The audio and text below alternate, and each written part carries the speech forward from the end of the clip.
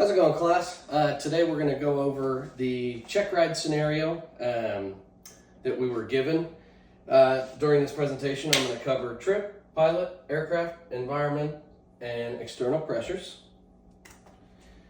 The trip is supposed to be a local flight out of KJAX.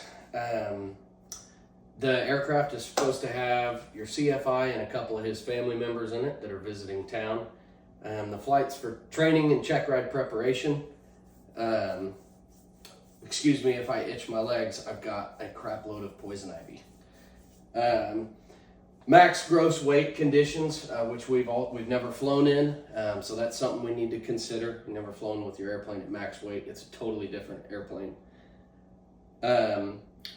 So pilot is private pilot with instrument rating. Almost done with training. It sounds like a few more flights left, just to not get your commercial maneuvers down. Pretty experienced in flying in Florida weather. I've never flown in Florida, so I don't know what it's like, but here in Texas we have a lot of pop-up storms from the months of May to August-ish, and then they kind of dissipate. You're used to navigating around afternoon thunderstorms, staying 20 miles, 30 miles, however far you need to away from that thunderstorm. The aircraft is going to be a Cessna 172 with G1000. Obviously, you need to make sure you're well versed in G1000, but it seems like this is the one that you use at the school, so obviously you're going to be, pretty well caught up to the avionics. Like I said earlier, this is your first flight at maximum gross weight, so you need to understand how that aircraft is going to differ from when it's just you and your CFI flying it. Like I said, performance considerations. You need to understand your longer takeoff roll, landing, climb, descents, everything. Just need to take it all into consideration. The environment of your flight is July 24th from 3 to 5 p.m. It is swelteringly hot with high humidity. And when it's hot and high humidity, we have a very high density altitude, which is something I'm very accustomed to, being from the South over here in the Midwest. So that's going to drastically change your performance calculations as well, on top of being at max weight.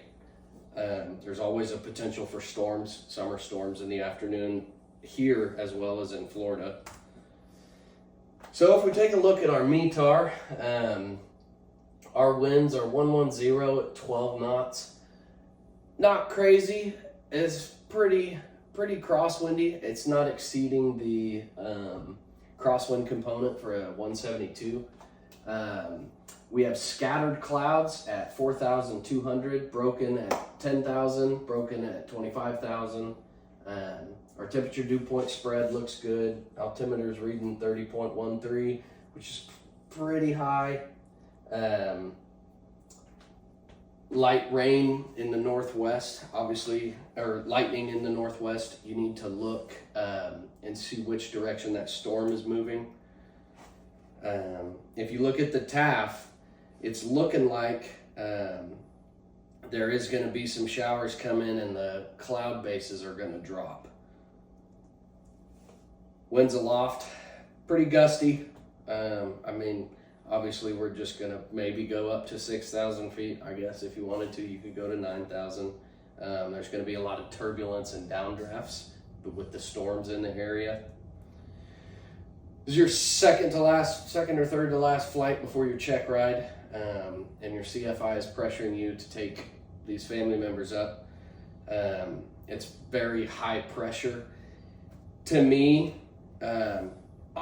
looking at all of these, the crosswind is pretty close to my personal minimums as I sit right now, almost a commercial rated pilot. The high temps, high density altitude, the storms, the lightning, max gross weight, and then the two people that have never been in an airplane with you that maybe don't understand it. I am gonna maintain my PIC authority, and I am gonna list this flight as a no-go. Just all of that combined sounds terrible to me. So Biblical integration that I've put in today: the prudent see danger and take refuge, but the simple keep going and pay the penalty, which is Proverbs 27:12. I see a lot of danger in this flight. I would play it safe, and I'm keeping my feet on the ground. Thank you.